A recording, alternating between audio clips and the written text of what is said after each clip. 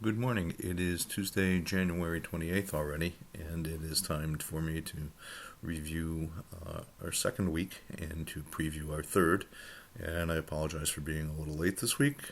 And as I understand, for many of you, things happen, and life's quite busy, and it does reflect in sometimes the timing of things. However, I can tell you I was able to get through all of the discussions from week one. Those grades are complete.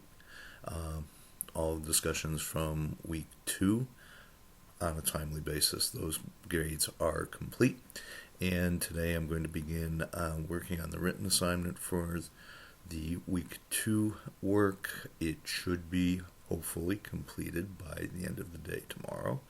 And if not, I'll try and make it like I did last week on Thursday, so that you at least have time to use whatever input you can take from those grades to help inform your current work. So those are kind of the operational considerations or what's going on. Last week, the discussion was absolutely one of the finer ones I've seen in a long time in any course. People got very, very detailed in what they were able to talk about, how they talked about it, how they presented their opinions. And as you recall, in last week's video, I had actually questioned whether to leave that discussion topic alone and to leave it as it was, because I was concerned about the historical references. And on the other hand, I was, I don't want to say concerned, I was intrigued by the fact that we had essentially a question about military organization in a class where there was a heavy presence of both active service and veterans. And decided to leave it in, and I am happy that I did. It is one of the finer discussions we've had. People were very detailed. People had direct experience of what was being talked about. And for those even who had not had direct military experience, I think the explanations were very clear, and we understood the difference in those two organizational basic types, the mechanistic organization and the organic organization. Uh, Both of those, though, when you really step back and look at it, we were talking about the arrangements that exist for authority and accountability.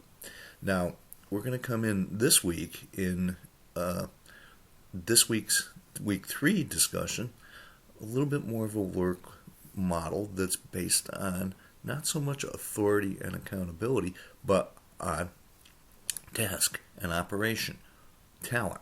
What do people do? Do we organize to take advantage of what the tasks are that need to be done? And you've all heard the expression form follows function. Well, is that true, or should function follow form? This is something that's probably been debated. I think in most organizations we don't really start out with the whole idea of how should we organize. We start out with the idea of what should be done. And that tends to dominate and lead the evolution of the organization. But I leave you to come to some of these conclusions on your own. And the other vastly important thing that comes out in week three is we really begin and start to have a really good discussion of culture. And it's the little graphic we give you right up front, where the tip of the iceberg is what we see as the formal, outside, viewable, observable pieces of culture, but culture really lies under the surface. Culture is such a dominant force in any organization that I even ask you to look back at the discussions from last week and say, okay, we looked at authority and accountability. How much of that was actually dictated, or at least heavily influenced, by organizational culture? Can't explain to you how powerful it is, and we really need to spend a lot more time, I think, understanding our organizational cultures and how they develop, and how, when people say they're going to come in and change the culture of an organization, I don't think anybody realizes how hard that is. It is a leadership responsibility that some people think that they can just take on and they're going to change it. I see it all the time. I mentioned to several people I've got such a long background in athletic coaching, and I always kind of chuckle to myself when I see in coaching changes that are very public at the highest level of sport, such as in the NFL or NBA or colleges, Division I college football, a sport like that, and a new coach comes in and says, "I'm going to change the culture of this program." What a task! It's something that actually takes a long time, a lot of work, and it's something that sometimes you just can't do. It has to just happen. So that's what we're looking at. The videos this week are interesting. You'll notice they are kind of old. They're almost 20 years old. Actually, 20 years old or older. IDEO was quite a company back in those days, and it was an example of how task-oriented and design thinking really helped form their corporate culture and how they did things. Still good examples of what's going on. I think one of the things I would ask people to do, if that seems a little outdated to you, maybe just do a little looking around and take as an example of corporate cultures. Look at things like some of the tech companies that dominate our life now that seems to be out there. Take a look at the Googles of the world, the Microsofts of the world, Apple, those kind of things. It really will I think, expand your horizons in looking at that.